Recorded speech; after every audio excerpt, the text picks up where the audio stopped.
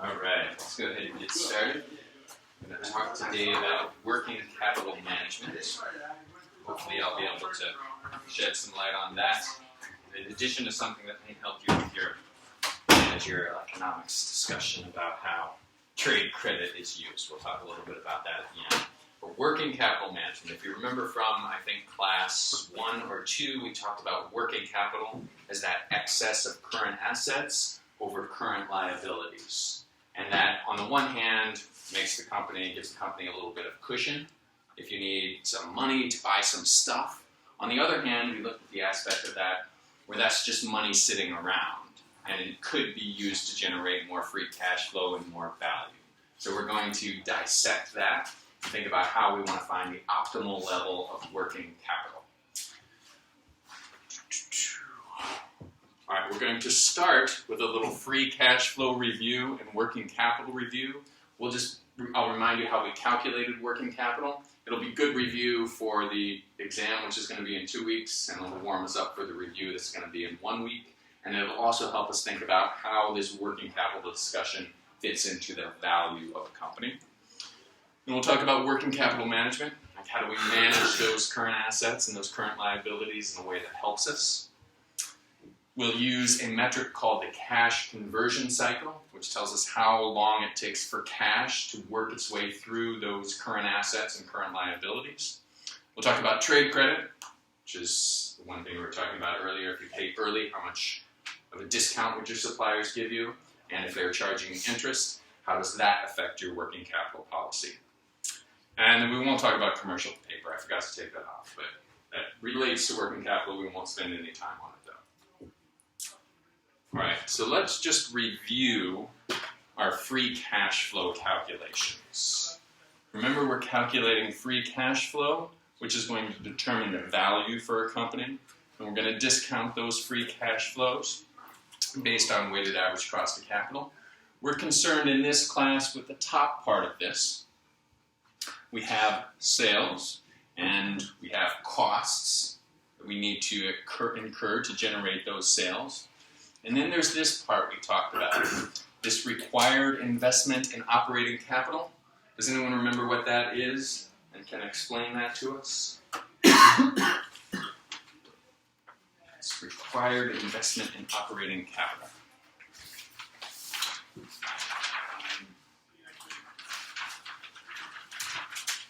So we're a company, and suppose we're generating $10 million a year of free cash flow.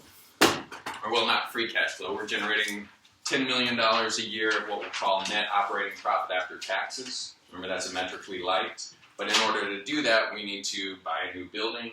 We need to invest in inventory. And in 1 year in particular, suppose we spent $3 million buying buildings and inventory, stuff that did not affect our sales revenues, did not affect our income, but it did decrease our free cash flow because we needed to invest in that capital in order to get that cash. So let's break down this steps. Do you all remember this diagram when we talked about free cash flow?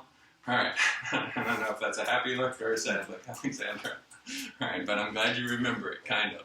So we want a component of the free cash flow, which we're going to call net operating profit after taxes. And the starting point with that was our earnings before interest and taxes. And then we take out taxes.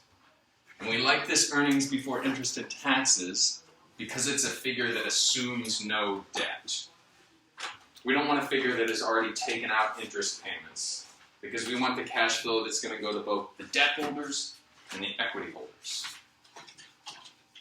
So we like earnings before interest and taxes, and then we take out taxes, and that gives us our NOPAT, net operating profit after taxes. We are ever so close to calculating our free cash flow. All right, you see this net operating profit after taxes minus net investment in operating capital. All right, someone, can you remind us now how to explain it one time? Just summarize that back to me. What is this minus net investment in operating capital, and why do we need to take that off to get from... It's the total net operating capital the current year minus the total net operating capital last year. Yeah, Patrick, but what does that mean intuitively? Why do we need to subtract that figure from NOPAT to get our free cash flow?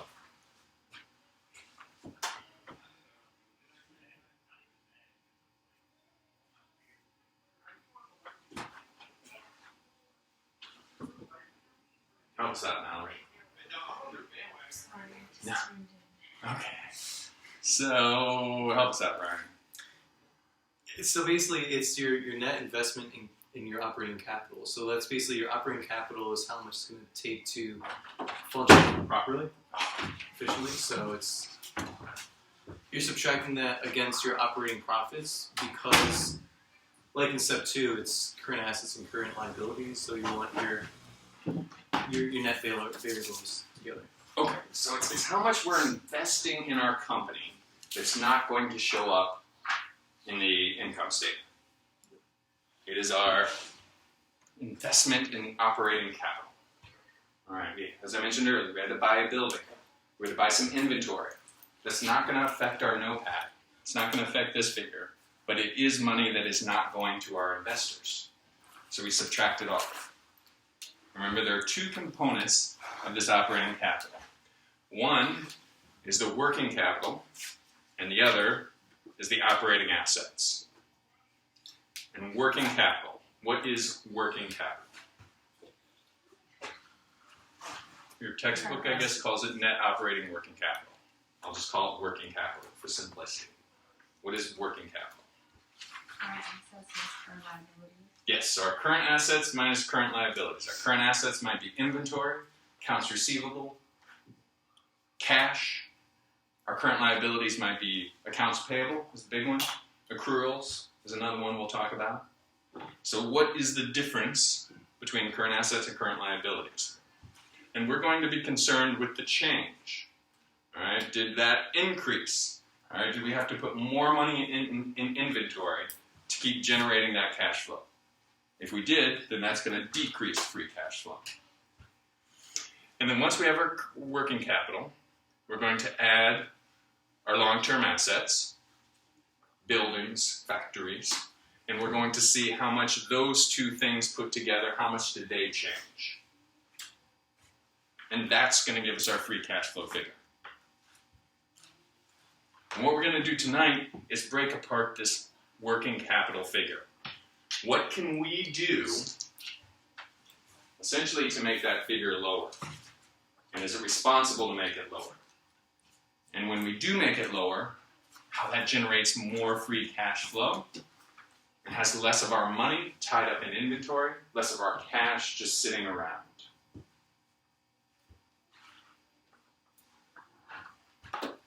All right, I put some figures here just for review. Free cash flow, the amount of cash available from operations to all investors after making necessary investments to support operations. I mentioned necessary investments to support operations, like suppose we had to buy a building. That doesn't affect a NOPAT, but it does decrease free cash flow. Suppose also, more specifically, we'll talk about things like this tonight, suppose we had to buy a bunch of inventory, just to keep it on hand. Company's value depends on the amount of free cash flow it can generate. So if we can do things with this working capital management to generate more free cash flow, then we're going to be happy. If you can come into a company, look at their accounting statements, look at their inventory, look at the way they're managing accounts receivable, and decrease those, decrease the working capital and generate more free cash flow, they're going to say, yeah, you're worth the $600 an hour consulting fee that you're charging. Thank you. Or, I'm so glad we brought in the Mercy College MBA for the summer internship because we were able to identify this point which could add a little more value to our company. And we talked about this figure of NOPAT, which assumes no debt. All right. And then we talked about this idea of working capital, which Alexander pointed out is current assets minus current liabilities. And then we're going to add operating capital to that. And we're going to measure the change. All right, current assets. Again, this is just kind of put these slides up to review, to make sure we're clear. Current assets include things like cash, inventory, receivables. Little footnote about what it does not include, like short-term investments. Current liabilities includes things such as accounts payable and accruals. Little footnote about what it does not include, such as notes payable. And then to get in working capital, we subtract operating current assets from operating current liabilities.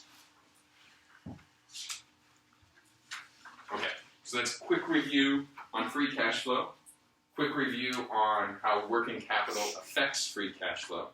Does anyone want to stop me and ask any questions on that before I move on? Just working capital, we did it in class 2 or 1. Current assets above current liabilities. We talked about how when that changes, it affects free cash flow. So, the main thing we're going to talk about tonight is working capital management, how we manage those current assets, inventory, receivables, accounts payable. Working capital management is defined this way. Let me read it to you and then we'll break apart what it means. Working capital management includes both establishing working capital policy and then the day-to-day control of cash, inventories, receivables, accruals, and accounts payable. So first let me tell you what working capital policy means. Working capital policy is the level of each current asset. How much cash do we want to keep on hand? How much inventory do we want to keep in our warehouse? How much do we allow in our accounts receivable? And how we're going to finance these assets. All right, we want to increase our inventory. How are we going to pay for that? Are we going to have a bunch of cash lying around that we used to pay for that? If not, are we going to borrow some money? Are we going to borrow money short term? Are we going to borrow money long term? So working capital policy is how the level of each asset and how we're going to finance the asset. And then our main topic for tonight of working capital management is establishing that policy and then the day-to-day control of cash, inventories, receivables, accruals, and payables. So you as the financial analyst, the financial consultant, the accountant, you would know the policy of your company. How much inventory do we want? How much cash do we want to keep lying around? And then you would think about controlling that on a day-to-day basis. You might go talk to the inventory folks and say, how much inventory do we really need? Do we really need $6 million worth of inventory tied up? Or can we cut it down? Do we really need this much cash sitting around? Or can we decrease it? And if we decrease it, we're going to get more cash to our owners, to our investors. All right. In terms of working capital management, let's think of two terms, two policies, two ways of managing working capital. One is called a relaxed policy. The other is called a restricted policy. In a relaxed policy, a firm will hold a relatively large amount of each type of current assets. We'll hold a lot of cash, a lot of inventory, we'll allow a lot of accounts receivable. Under a restricted policy, a firm would hold a minimal amount of each current asset. Very little amount of cash, very little amount of inventory, accounts receivable. So, first question, of these two policies, which is likely to generate more free cash flow and more value for the company?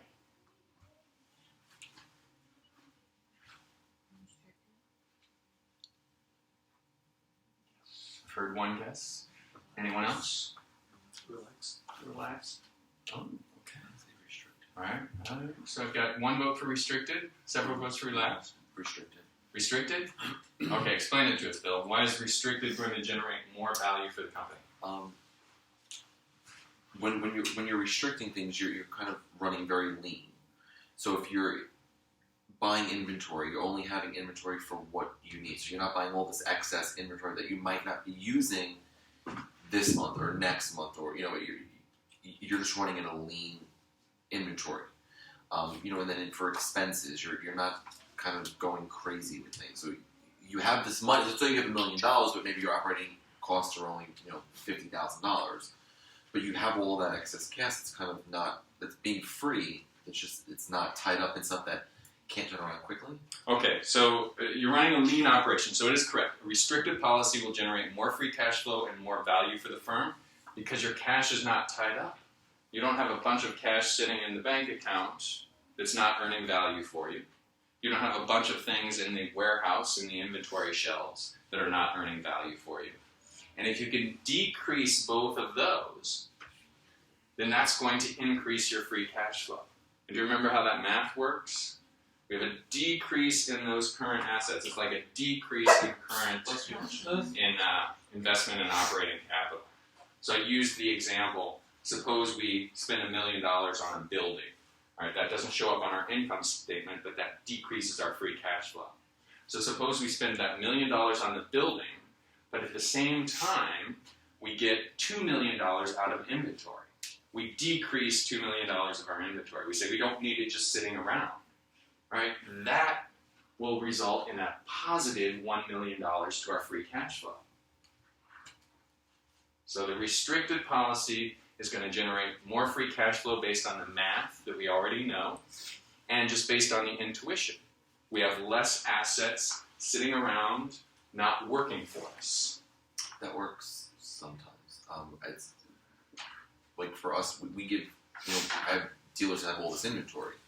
And, they can have 300-400 cars in inventory that they're paying interest on that might not be sold for 60, 90, 120 days, which kind of ties up their cash flow because they have lines of credit. Yes. But the problem is that we as the manufacturer are forcing. So if a dealership wants to have a restricted policy and kind of run a lean ship, they can't because we come in and say, you have to buy 100 cars from us. Okay, all right. So it gets a little, you have dealers that are trying to run very lean because the grosses on the vehicles are not very expensive, they're not high. Okay. But, we'll come in and say, you have to take, in December, 10, Nissan 300Z convertibles in December. Okay. You're not selling convertibles in December, it just doesn't happen, but Okay. that's just how we produce them, we have to get rid of them, and the dealership is going to just have it for 6, 7, 8, 9 months. Okay, so that's something you would take into account if you're a financial consultant telling a firm how to increase their free cash flow. You can say, well, Bill's going to knock on your door and say you have to buy these in these increments at this time. We can't change that. But what we can change is all this cash we have sitting around. So if we go to a more restricted policy, we can increase free cash flow, increase value for our firm. Next question I have for you. Why might that be a disadvantage, besides you don't have a choice? Why might a relaxed policy be important? Why might that be useful for your company? I think of a company that's in like a volatility market, so it's really volatile, so they need the current assets in order to pay for current liabilities or anything. So having a large amount of current assets would be good. Volatility, yes. So you might need to all of a sudden buy a bunch of inventory, right? So you need cash lying around. You might all of a sudden have a bunch of people who want to buy certain cars or certain things. So it might help you to have a large pool of inventory. So a relaxed policy is going to give you more flexibility. A restricted policy is what we want to get to if we want to increase value of our firm, but only in a way that makes sense business-wise. You'll weigh those two things. You'll say, let's make this policy more restricted, but let's make sure we're doing it in a way that makes sense. All right, so relaxed versus restricted. Okay, let's ask this question on cash. Cash is a current asset. We already mentioned if we can get as little of it as possible in our bank, that helps our lean operations and increases our value. Plus, cash doesn't earn any interest when it's just sitting in our bank, but we need it for some reasons. And I'll just throw out some reasons. I'm sure you could have thought of them without me pointing them out, but you need cash for various things. You need cash to pay for things. You need cash, precautionary balances just in case, safety, trade discounts, which we'll talk about later. If a supplier says, if you pay cash for this right now, I'll give you a discount. So having cash on hand is good. And compensating balances. Suppose you need to take out a loan for one area of your business, and the bank says, well, you need collateral. We can say, well, we've got a big chunk of cash in our bank account. So we've got that just in case. We do. We have what they call CMA account cash, and it basically, I have dealers that have $5, $6, $7 million in this account, but it offsets the interest that they pay on their and the interest on the cars on their floor plan. So Okay. dealers will take this money, dump it into this account, and then it offsets, the loan. that they Is it just collateral?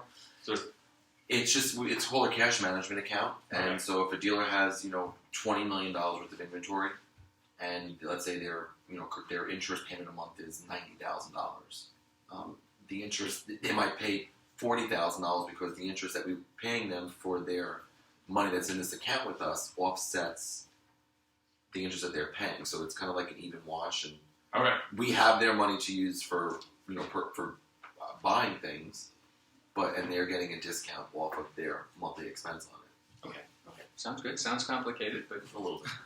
all right. Now, we need to keep all of this in mind, that we need cash for various things, but what might we do to minimize our cash balance? Because remember, the name of the game tonight is decreasing these current assets. The one thing I want you to remember, if we decrease current assets, we increase our cash flow, we're a more lean operation, and we add more value. So what could we do to minimize our cash balance? You could take a look at the notes if you want. You could just throw out some ideas. Increase forecast accuracy. Yeah? Figure out how much we need in advance. So we can plan ahead. We don't need a big lump sum of cash just waiting for a rainy day. We know when we'll need it, why we'll need it. Match those inflows and outflows. What else? What else could we do? Hold marketable securities. Yes, what are marketable securities, Mallory? Somebody help me. They're just Stocks and bonds and stuff like that. specifically, they might be things that you could sell easily. So if you need cash right away, you could go to the market and sell this quickly. So you're earning some rate of interest. It's an investment. So an emergency comes around, you can sell it and get the cash. So security, selling stock or something. Something you could sell easily. Okay. Alright, so you don't want it sitting in cash because we want to decrease our cash, but we want something there with a little safety. So we have this thing we can sell right away if we need to. Range lines of credit. Go talk to the bank. Say, hey, just in case I need a loan, would you be able to provide it? How much? Boom. Okay. Now I can get to that leaner operation, and I've got a line of credit if I need it. Use discount and credit periods. This means, we'll talk about this later. Discount period, if a supplier sells you something and says if you pay within 10 days, I'll give you a discount, then you pay within 9 days. You don't pay on day 1, you pay on day 9. Use that discount period. Furthermore, if a supplier says, and if you pay within 40 days, then you'll pay this much. And you use that credit period, you pay on day 39. You don't pay on day 1. Use those periods.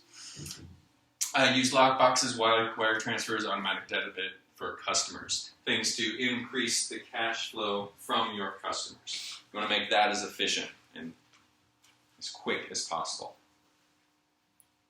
And I think there's a lot of opportunity if you all find yourself in a consulting position where you're trying to help a company increase their value. Some of these things may sound very obvious when we're talking about them now, but a company could easily miss some good opportunities to make that cash income come faster. All right, question. How are we going to finance our assets? We've talked a little bit generally about working capital management. We want to think about how we can manage this working capital. I liked this graph in your textbook, so I stole it. And it gives us a look at certain assets a firm might have, certain fixed assets.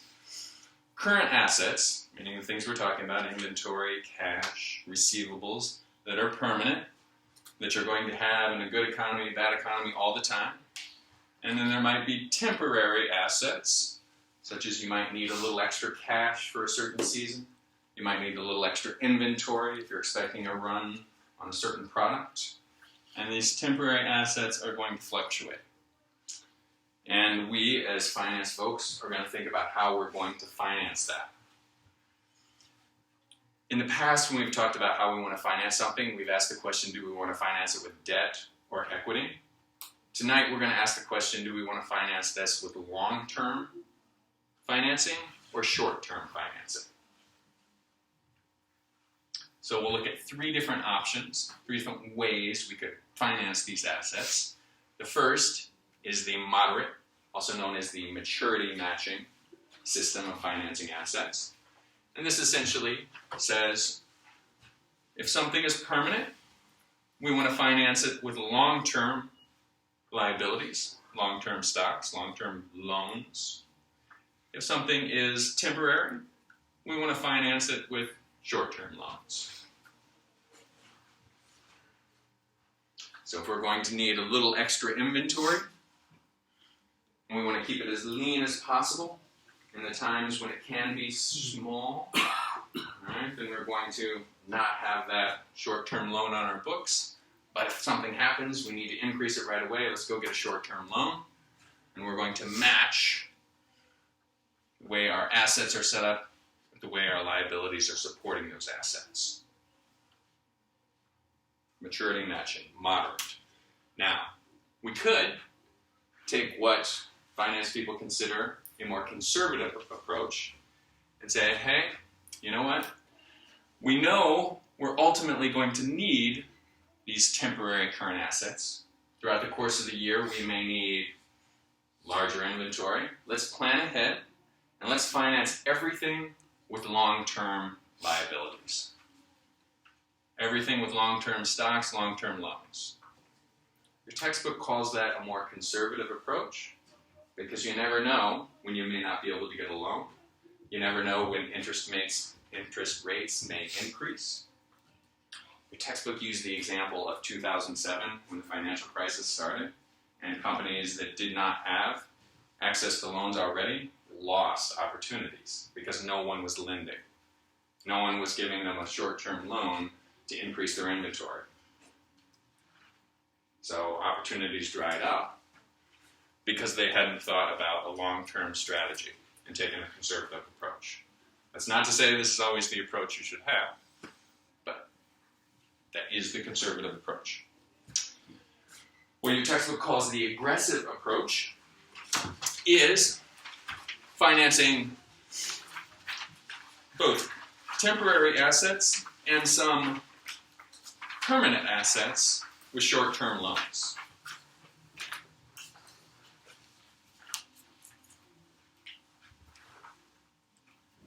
We take loans on a short-term basis. They roll over faster. Sometimes it gives us more flexibility, but it also can put us in a more risky situation. If all of a sudden interest rates go up, all of a sudden we don't have access to that capital. So, aggressive approach, short-term loans, finance all temporary assets, and even some permanent assets. I've mentioned this already, but let's talk the advantages and disadvantages. I've got these three on the next slide. Definition of maturity, moderate financing option, conservative financing option, and aggressive financing option. So just understand those. And then the one thing I want to talk about, or just sum up, already mentioned, some advantages of short-term debt. Sometimes you're going to get a lower cost. Sometimes you get faster availability on those short-term loans. Sometimes, most of the time, you'll be able to repay short-term loans faster. Disadvantages, though, we talked about higher risk. For a short-term loan, the interest rate may change quickly. You may have to repay it. You don't have to repay it faster necessarily, but the time period in which you would pay back the principal comes faster in a short-term loan. Rollover availability, you may not be able to get a short-term loan if credit dries up. And sometimes you're in a position where you have higher costs because you didn't take a conservative approach. All right, does all of that make sense? All right, good. So we've talked about working capital management, the basics of that. how we decide how we're going to manage our working capital, our inventory, our cash, our receivables. We talked about how we finance our working capital. Do we finance it with long-term loans or short-term loans? And 3 different approaches we could use. Now we're going to use a metric to determine, to quantify how effectively our working capital management is working. It's called the cash conversion cycle. Gives us an ability to quantify how long how long our money is tied up in this current asset flow. The cash conversion cycle quantifies the time between payments made for inventory and payments received from sales. It consists of the inventory conversion period plus the average collection period minus the payables deferral period. So, let me break that down. This cash conversion cycle first measures our inventory conversion. So, when we buy a raw material, how long does it take us to get that through our inventory and sold to a customer? Right, maybe it takes 40 days to buy a car from Bill and sell it to a customer. We have 40 days worth of inventory in our warehouse. Next question, how long does it take to actually receive payment from the customer? Suppose it takes an average of 89 days after that before the customer actually pays us, because we have generous credit terms. So we'd say 40 plus 89, that puts us at 129. All right, so that's 129 days from when we pay Bill for the cars and we get money back from the customer. Now this last piece can work to our advantage. Payables deferral period. Suppose when Bill sells us those cars, he says you don't have to pay me for 15 days. All right, so that's 15 fewer days that we are without our cash. So the longer this is, this works to our advantage. And it's a question of how long is our money tied up and what sort of working capital policy do we need based on the congestion that's in there. How can we adjust it? How can we make it efficient? How can we make it faster? Let's make the cash conversion cycle faster. Why not, right? We don't want to be out cash very long. Then we have to go with all those financing options. Are we going to get a short-term loan, a long-term loan? No, let's just get the cash faster. Let's figure out how we can do that. And of course, put your business head on and think about what makes sense for the business. Inventory conversion period. We're going to break down these 3 parts of the cash conversion cycle. First is the inventory conversion period. We can look on a company's balance sheet, take the inventory, divide by the cost of goods sold per day. That will tell us essentially how many days worth of inventory is in our warehouse. So if we look on the balance sheet and we see we have $50,000 of inventory and we're selling $5,000 a day, we have about 10 days worth of inventory in our warehouse. And that's how long it takes to cycle through the inventory conversion period. Average collection period. Right, we sell it, but we haven't gotten paid yet. We can calculate that by taking our receivables divided by sales per day. Just sales divided by 365 if you're given annual sales. So how many days worth of sales are stuck in our receivables? And then the payables deferral period. What is our payables? How much do we owe Bill and other folks compared to what's our cost of goods sold per day? How many days worth of payables are in that current liability? And remember, in theory, we want this to be as high as possible. But we want to do that in a way that doesn't cost us a lot of money. All right. I have an example.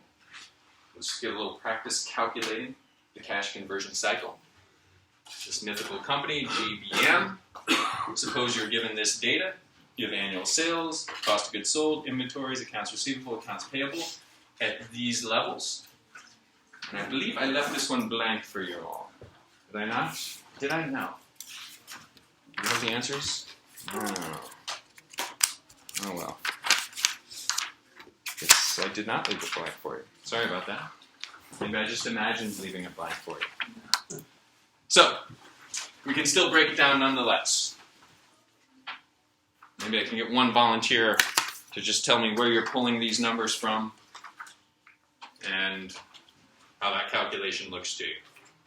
Let's start with inventory conversion period. So I'm going to explain where are we pulling those numbers from and what does that 50.9, what does that mean in practical terms? Patrick. You take the 122 cost of goods sold, divide that by 365 days. Okay, and that gives you COGS per day. Let's round it like 0.33. And then we take that 17 comes from the inventory. Take that divided by what we just got. Yeah. Should get us 50. Yep. 50. Correct, Patrick. So we're taking the inventory, how much inventory we have right now on our shelves, divided by cost of goods sold per day. And that's going to give us 50.9. Alright, and if you come and tell me that figure, 50.9, how are you going to explain that in terms I can understand, Patrick? The inventory conversion period is believed to be approximately 51 days. Yeah, but what does that mean? Inventory. What does that mean? What are you talking about? Just get all Mercy College on me now. What does inventory? I didn't go to Mercy College. I worked my way up in the inventory, stacking shelves. What are you talking about?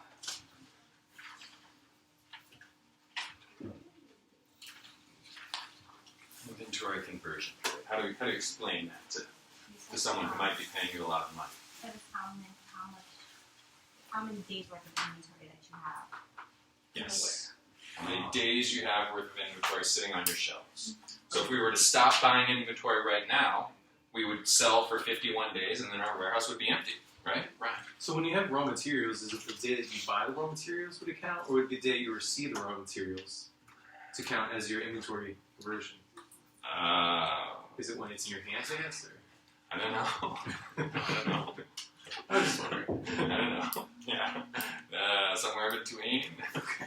Guess when you buy them, maybe? Yeah, when you actually pay. When you actually sign the contract. That's when you start counting. Okay. That's that. Yeah. Maybe you could work that out with your supplier. Say, I'm not going to actually start the 10-day discount period until I receive it on my doorstep. Oh, I mean, dealers are paying for cars before they even get them. So like we'll wholesale on the car. So don't buy from Bill. No, I'm not even the dealer. Like the company, like we're sending like 3 truckloads to a dealer, Mm-hmm. and the cars are still like in Newark, getting off the ship, Mm-hmm. and you're already paying interest on them, and you might not get them for a week. Yeah, and this might be a point you as the consultant could bring up. Say, hey, it doesn't seem like much. It's like 7 days, but we do this with so many cars every day. This adds up. This is a way we could, make a few extra dollars on interest. All right, next, average collection period. Someone break down those numbers and tell me what that means.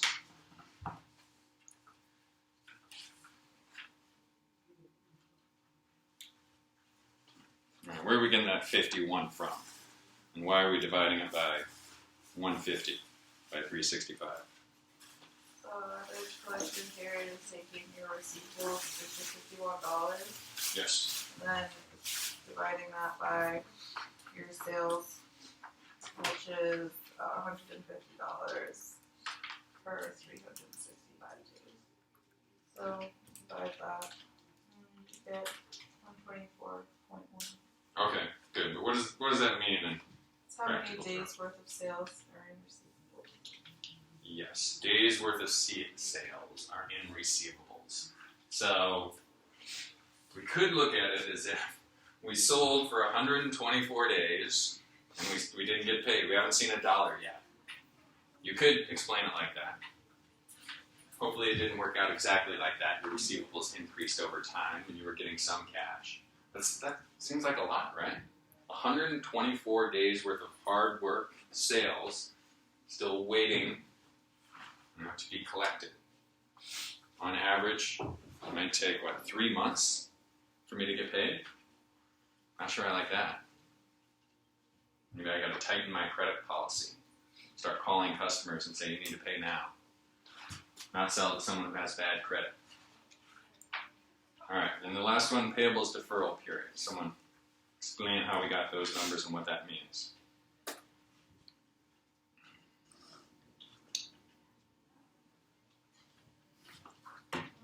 Payables deferral period takes your payables $13 divided by cost of goods sold per day, so that's $122 divided by 365.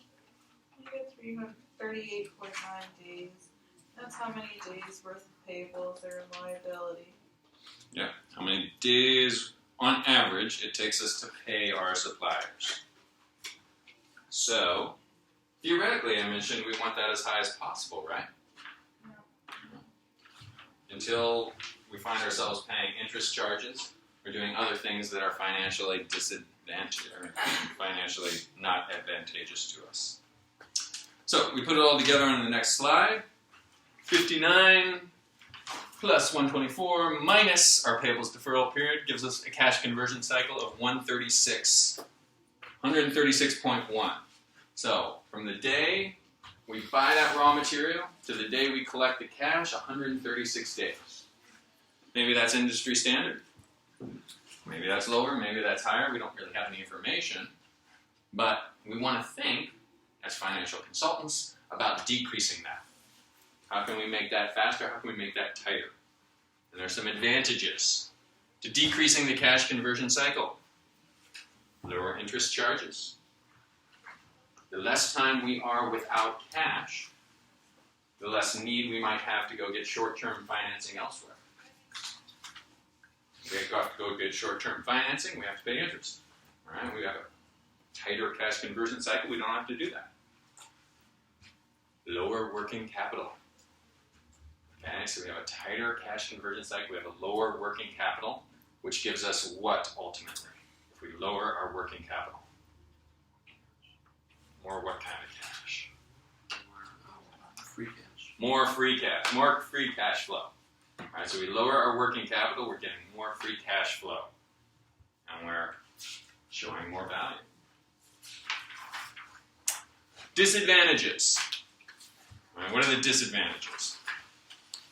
Tell us what's a disadvantage to try to get this cash conversion cycle too low. Possible inventory shortage. I don't want to run out of stuff. You want to be very careful about that. Lower sales.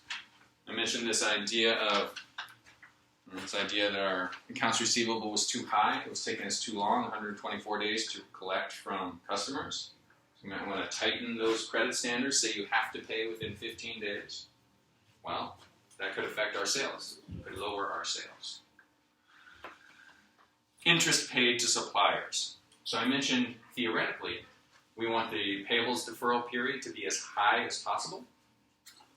But our suppliers may say, well, if you're going to take 50 days to pay me, then I'm going to charge you 2% interest. And we want to be careful about doing that. We want to find out if that's better than getting a loan somewhere else.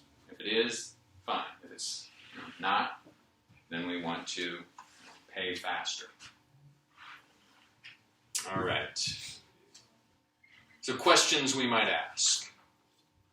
We don't really have much access to information on this mythical company, but if we were coming in to think about how we could decrease working capital, because that would decrease interest charges, lower working capital, increase free cash flow, questions we might ask. Is GBM holding too much inventory? You go look on the shelves, talk to the inventory folks. You can say, well, you're at $6 million of inventory. And it never, over the last 4 years, has gotten below $4 million of inventory. So we don't need that extra $4 million. Let's decrease it down to just $2 million.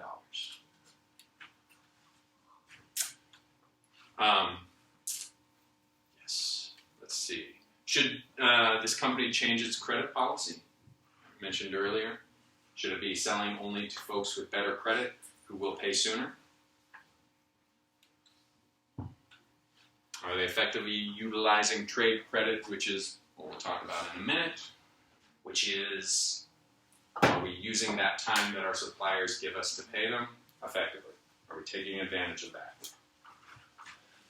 These are the questions we might mull over as we're thinking about how we could decrease working capital, increase cash flow. All right. Question for you all. If GBM reduces its inventory without adversely affecting sales, what effect will this have on free cash flow? This company reduces inventory without affecting sales. What effect will this have on free cash flow?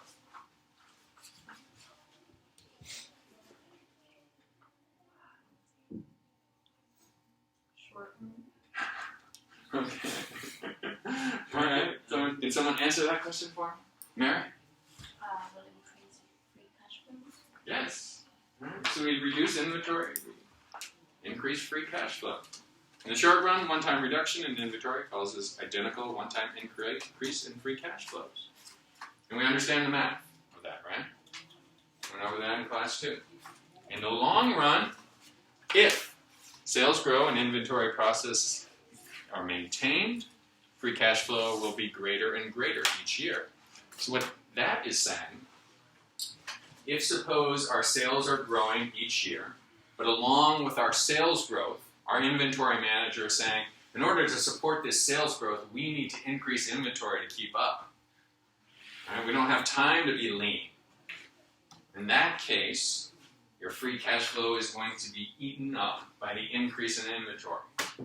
But if you establish some discipline and say we need to keep inventory at this lower level, and we can do it with just-in-time processing, lean assembly, as sales increase, you will benefit from that.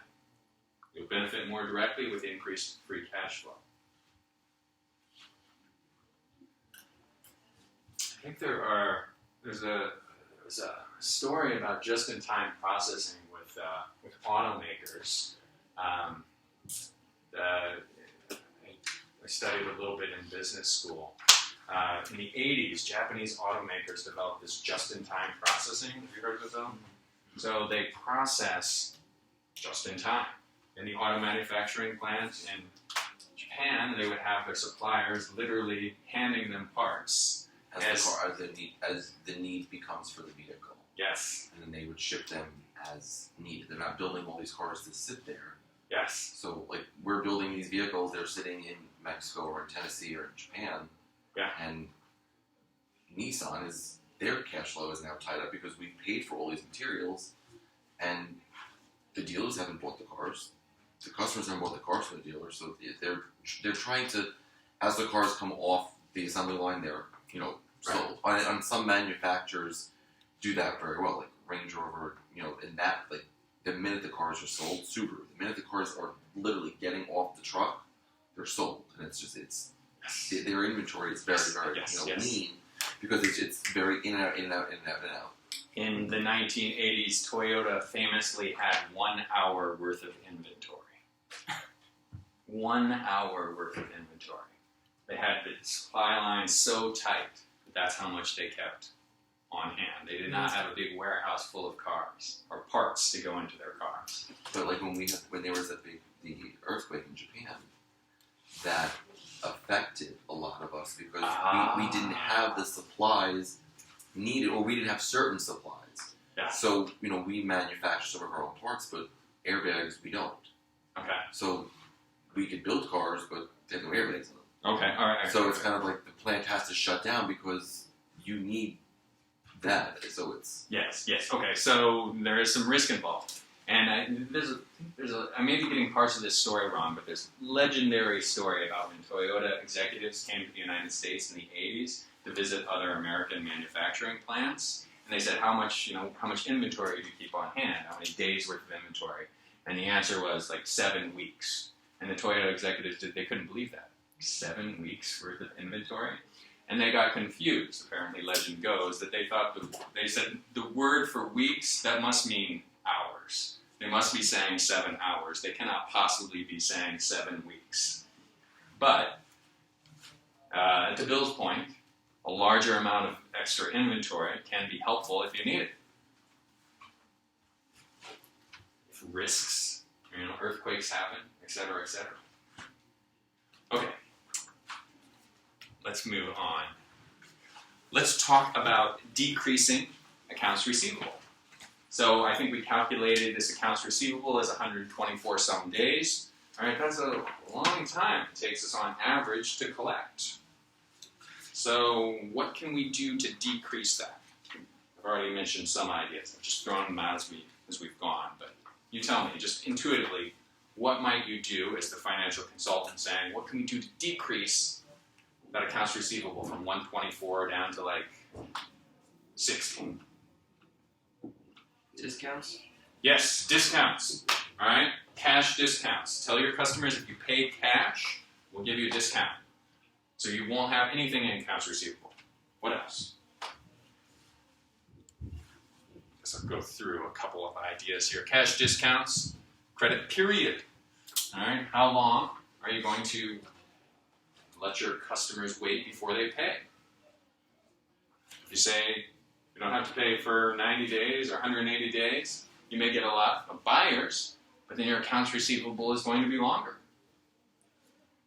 So you have to think about that balance. All right, maybe we could decrease our accounts receivable conversion, cash conversion metric, but we don't want to hurt sales too much, so think carefully about that. Credit standards. If we only sell to people with good credit, our accounts receivable will probably be lower. We'll collect faster. Credit policy. Are we going to be calling and harassing our customers when they don't pay? Or more likely, are we going to be working with a credit collection agency when debts start to go bad? And we become known as the company that just farms out their bad debts to some really mean company? That could hurt our image. But it could increase the length of time or make it faster when we get paid. Those are 4 things we can do to think about decreasing accounts receivable. So same question with decreasing inventory. What happens, let me read this, we decrease, let me get the wording here right. If GBM reduces its days sales outstanding without adversely affecting sales, what effect will this have on free cash flow? It increases the cash flow. Yes! Tell me why, Patrick.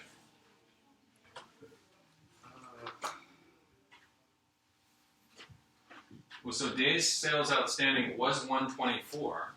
Now it's 90. What does that mean? That's 30 less days, 30 more days. It went from 124 to 90, so that's less. Yeah, so that's less, but what does that mean? 38. Means we're getting paid 30 days faster. 30 days faster, okay. We're getting paid 30 days faster, and the level of our accounts receivable is lower, so our working capital is lower. And when our working capital is lower, what gets higher? Free cash flow and value. Same game as with inventory. In the short run, one-time reduction, you come in and reduce accounts receivable, you'll increase free cash flow. In the long term, if you're able to maintain discipline as sales increase, then you will benefit more from those sales increases. You, as a financial consultant, may go to the management team and say, hey, you know what? I've got a great way to increase sales and not increase accounts receivable. All right, music to the ears of your financial managers. You say, hey, what we've got to do is we've got to start selling to these folks over here because they pay cash. All right. Now, we're going to look at the third part of the cash conversion cycle, which was this payables deferral period, which was how long do we get before we have to pay our suppliers? And how can we make that as long as possible without hurting us? And I want to mention accruals really quickly, because accruals is not included in that cash conversion cycle, but it could be. It's the same type of thing as accounts payable. let's just think about it for a minute, and then we'll move on to accounts payable, which is the bigger metric. Accruals, things like accrued wages. We owe our employees wages when we pay them once a month. So in the middle of the month, we're going to owe them half of a month of salary. And the longer we can stretch that out, the better. Typically, a company does not have much choice over that. Depends on industry norms, standards, what your employees demand in terms of how often you pay them. But it is something we can think about. If it's higher, it will decrease our working capital. So accruals are free, no explicit interest is charged. Maybe just our employees are mad that they don't get paid sooner. Firms typically have little control over this, influenced by industry custom, economic factors, tax laws, etc. So that's accruals. It's just a little piece. It works similarly to payables. Now we're going to talk about payables, which is the bigger part, and what is in this cash conversion cycle. Oh, in order to talk about payables, we need to introduce this idea of trade credit. So, Bill sells us a bunch of cars, and he says, this is when I want my payment. This is when you have to pay me, and if you don't pay me at this point, you have to start paying me interest. And that's trade credit. We'll think about what that is. It's credit that Bill furnishes us. He says, you don't have to pay me for 10 days. And if you pay me after 40 days, then I'm going to charge you this amount. Often the largest source of short-term credit, especially for small firms. But we need to think, if we're paying interest, is it worth it? Sometimes it's easy to get. When a supplier sells us something, they'll say, oh, you don't have to pay for 90 days. I'll charge you a small interest rate. It's just like you got a little loan for 90 days. We need to think, what's the actual rate we're paying on that? Spontaneous is easy to get, but costs can be high. Let's look at an example. Suppose RR, this mythical company, buys 200,000 of materials net on terms 110 net 30, but RR pays on day 40. So, has anyone seen this before? This 110 net 30 type of terminology? Net 30 means the amount of days that they have until. Yeah, we'll break this down for me. So $200,000 is the cash price if we pay today or within how many days? Within 10 days. Within 10 days, okay. And if we don't pay within 10 days, what happens? You pay the full price on the 30th day, last day. We pay the full price, which is not a 1% discount. Right. The $200,000 is a 1% discount, so we pay more than $200,000. And after how many days, though? After the 10th day. If we pay after the 10 days, but how long do we have?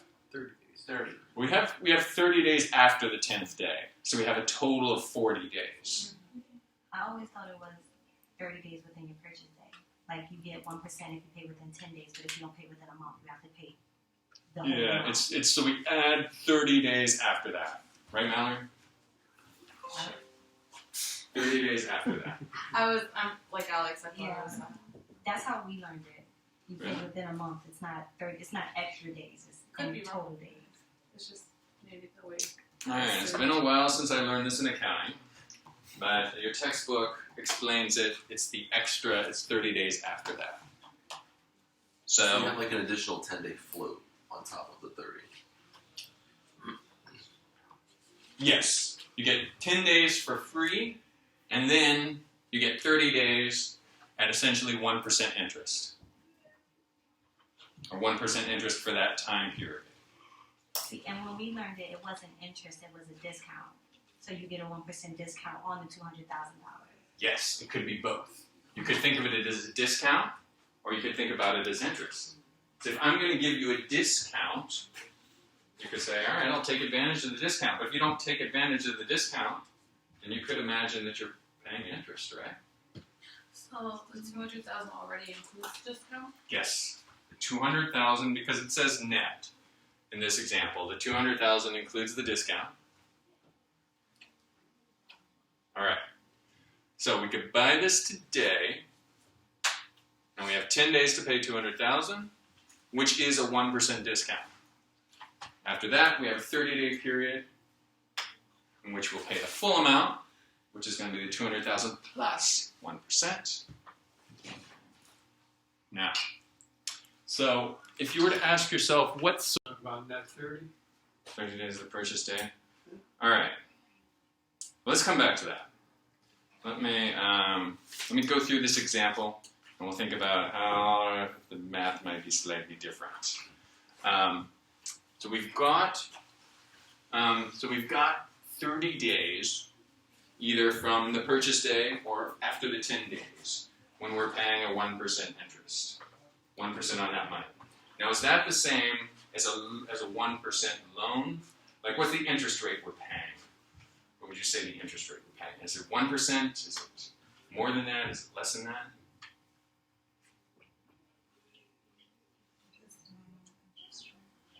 All right, I'll tell you, maybe I'm asking that in a slightly complicated way, but what I'm getting at is we're essentially paying 1% interest for 30 days.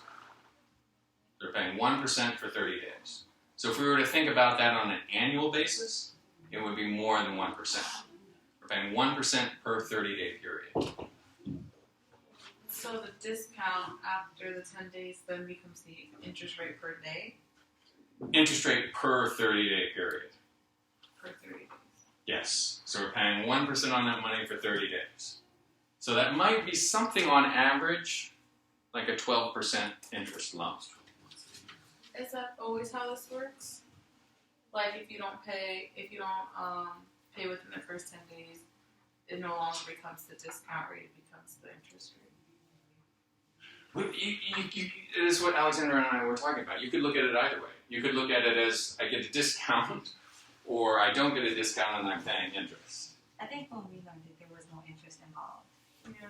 So, It was just discount. That was it. If you didn't do the discount, you paid the whole Unless there amount was at the another end. step That was it. that maybe. okay, so if you're paying the full amount, you need to think critically and say, hey, look, we're paying this full amount, but really what we're doing is we're paying But interest. if you have 30 days to pay, why would you need Yeah, interest after the 30 days? It was always assumed too that they paid within the 30 days, even if it was after the 10-day Then period. aren't you it given was a always period to pay, and then there's a period to receive the discount, and then after that, But wait, I think he's saying, so if you're loaning me $200,000, you're paying interest on your $200,000 to your vendor.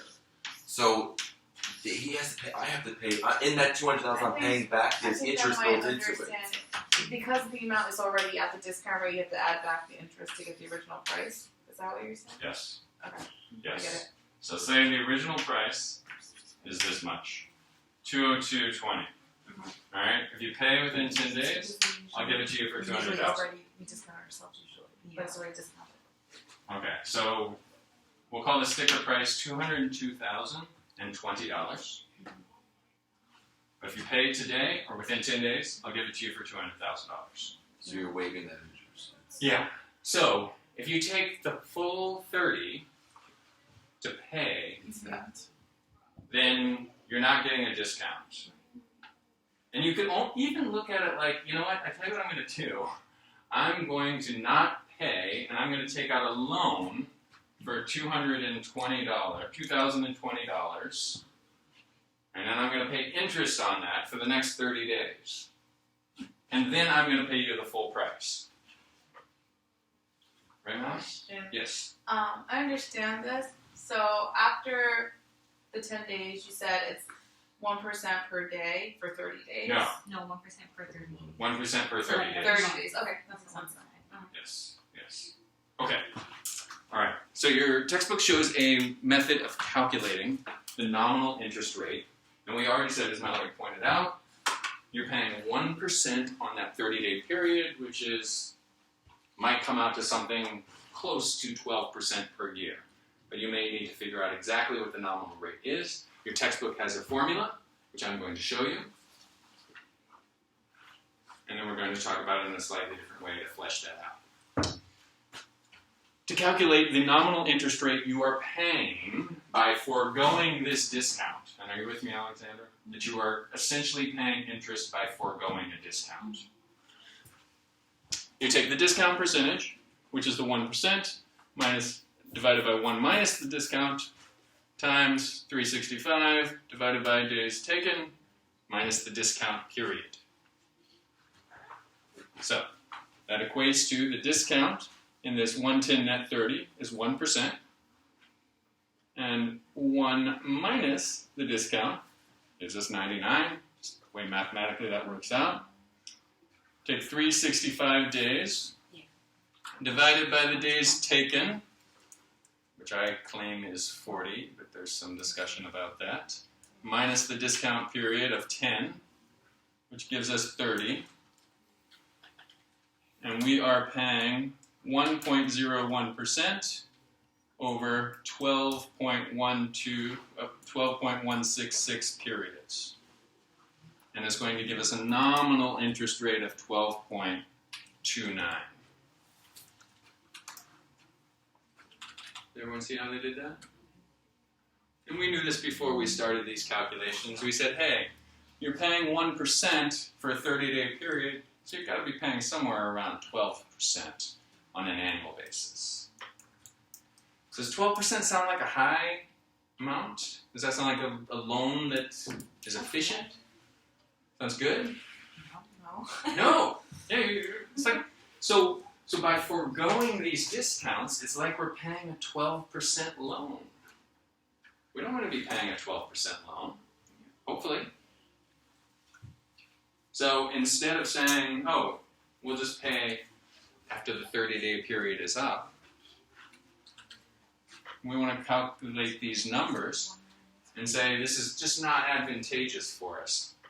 I know my finance professor told us we want to decrease working capital and increase free cash flow, but it's not worth it. In this case, let's go talk to the inventory folks about decreasing inventory.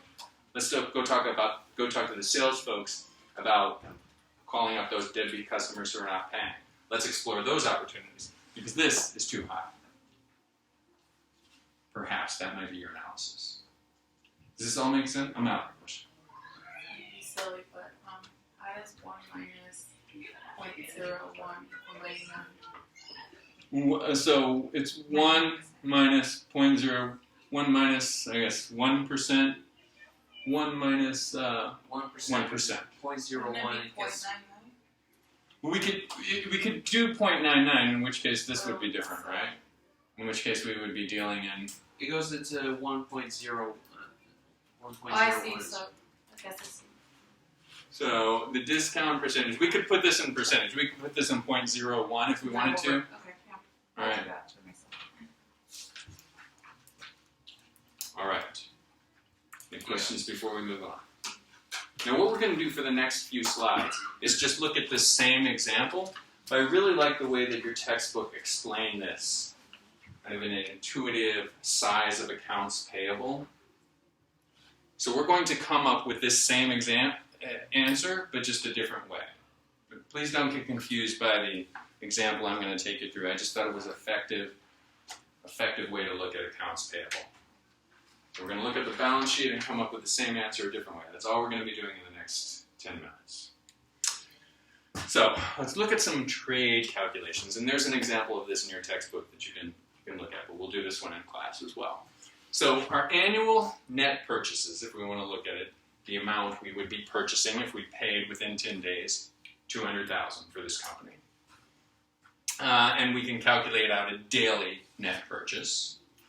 We could also calculate how much our gross purchases would be if we did not take the discount. And that would be $202,020. So the important points here, if we took the discount, we're paying $200, which has a certain daily rate. And if we don't take the discount, we're paying $202.20. Let's think about what that means. The company buys $200,000 worth of equipment, cash price. We must pay an extra $220 if we don't pay within 10 days. So we think of this as a financing cost. So even though it could be explained as a discount, we need to be smart about it and think, well, it's kind of like a financing cost to allow us to increase our accounts payable. Because my finance professor told us we want to increase accounts payable. But we need to think about if it's worth it. And we compare that with the cost of a bank loan. And we came up with 12%, and we said, it sounds a little bit high. All right, so our payables level, this was our daily net costs, 547. And if we wait 10 days, then our accounts payable would be 5,479. So if we waited 10 days and then paid every time, and we did this in a constant loop, constant cycle, then this would be our level of accounts payable. Is everybody with me there? All right. On the other hand, if we waited, I'm going to have to crack open the textbook. I'm sure I'm clear on this, but I think this is the way it works out. That you have an additional 30 days after that. It might just be a stipulation that's put in where in some cases it's within or after. So the Okay. tax might be saying it at some certain circumstances. Okay, so suppose we have that full 40 days to let those daily purchases accumulate. And so we're going to have 40 times the daily cost, 21,918. That's what our accounts payable would be. And I like the way your textbook broke this down. It said some of that is free, some of that you're paying interest for. Total 21,980. The amount that's free is the 5479. That's 10 days worth of accounts payable. The costly is the difference. This extra 16,000 that's sitting in your accounts payable, you're paying 12 and change percentage points a year for that. Does everyone see how I did that? So we've got total of 40 days, because assume for right now that you have 40 days before you actually need to pay, 40 days worth of daily sales in our accounts payable, which gives us an accounts payable of 21,918. Some of that is free, and that's the 10-day period that we have. Some of that we're paying interest on, and that's the 16,000. And in order to get that much more, to increase our accounts payable by 16,000, we are paying what we'll call a finance charge of $2,020. So we're paying a finance charge of $2,020 to receive that extra $16,000 that we can let sit in our accounts payable because that's advantageous for us. So we divide the finance charge by the amount of costly trade credit, and we come up with the same number, 12.29%.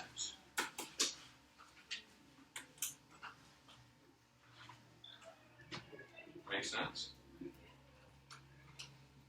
So it's the same formula we used, or same answer we came up with before, but I just like the way your textbook spelled that out for us. It said by increasing our accounts payable, we're paying that finance charge, the difference between those two.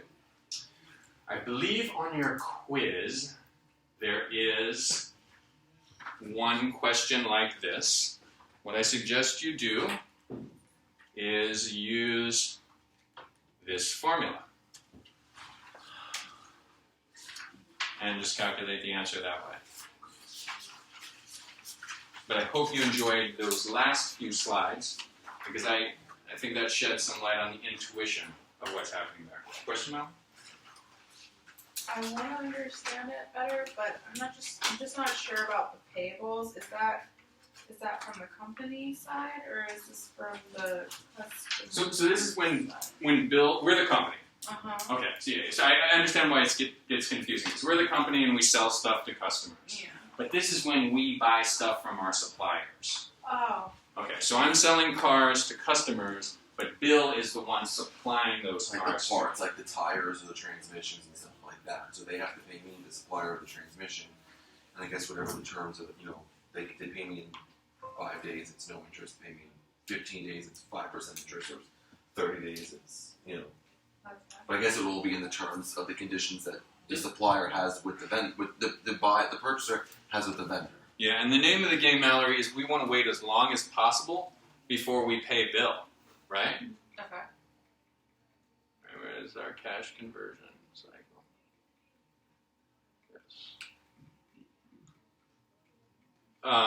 Yeah, we want to wait as long as possible before we pay bill, because that means less time that our money is tied up, less time that we're without money.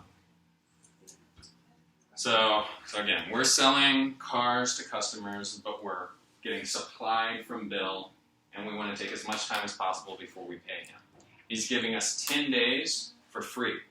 All right, you pay me for 10 days. You pay me in 10 days, I'll give you a cash discount. You only pay $200,000. $5,000 is what you're saving. So the way that example was broken down is $5,000 was 10 days worth of stuff we buy from Bill. Okay.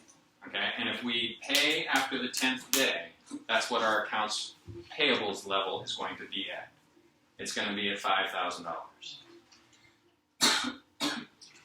If we pay 30 days after that, Mm-hmm. then our accounts payable is going to be how high? 16,000.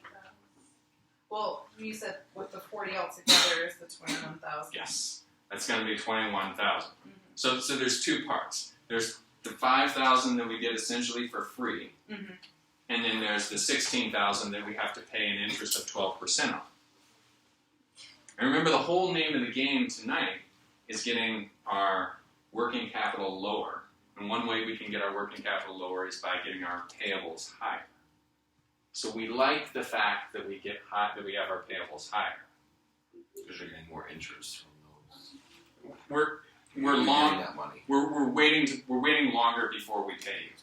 And the longer we wait before we pay you, the less time our cash is tied up.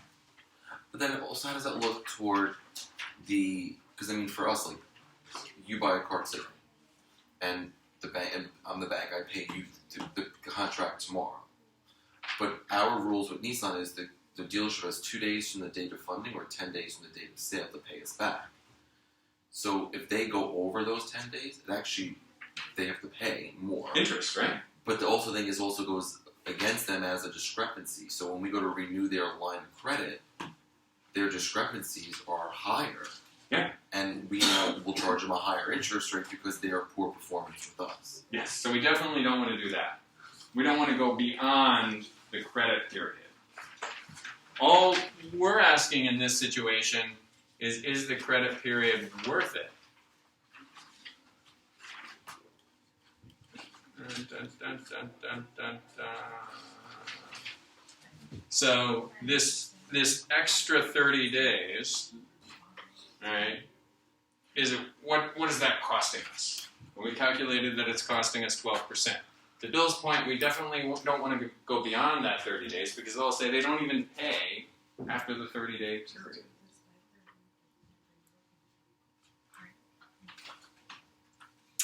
So I will be around to talk about this more or answer any questions about homework or last week's quizzes or this week's quizzes. Next week we will do a review. I have created the exam. It'll be, as I mentioned, all online. So I'll see you next week for the review, and then you will take the exam in the comfort of your own home or in the comfort of... When is that going to be opened up? Like, when are you going to open that? I have it set right now. I'll open it up a 24-hour period 2 weeks from today, Thursday, 12:01 a.m.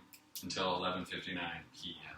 So you'll have it open Thursday morning to Friday night, or Thursday morning to Thursday night. Okay. From stroke of midnight on Thursday. So you can be up at midnight to take the exam. No, you don't have to take it. You can take it within that 24-hour period. So yeah. Does that work for everyone? And how long is the test? Like, You'll have 3 hours to take the test, but you won't need 3 hours. There's not. I think there's 22 questions. okay. And I guess in the same format that our previous tests are in. where it's kind of multiple choice. Oh. We're referring back to our notes and the book. And All open book. You just can't text each other and say, what's the answer to number 4? Or ask anyone else. Alright. Hope you enjoyed that discussion. Next week, and if you don't need to come to the review next week, you feel like you're good, don't feel obligated for my sake. We'll just go through each of the sections, review what I think is important. I'll pull up all the quizzes, go through them quickly, see if anyone has any questions, and then work out whatever problems we need to. Alright. Thank you. Have a good night.